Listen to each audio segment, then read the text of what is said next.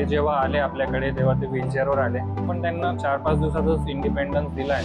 माझं नाव संजय खोसे, राहणार पुसद तालुका पुसद जिल्हा यवतमाळ. इथून मी ट्रीटमेंटसाठी आलेलो आहे.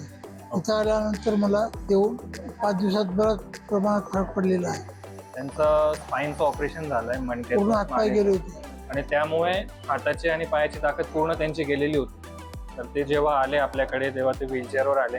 आता ते स्टिक घेऊन चालतात, फिरतात, सगळ्या गोष्टी करतात.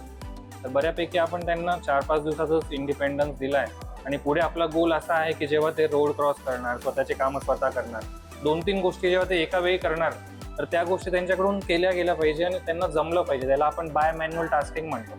तर त्या सगळ्या गोष्टी त्यांना इझिली झाल्या पाहिजे. तर त्याच्यावर आपण आता काम करतो.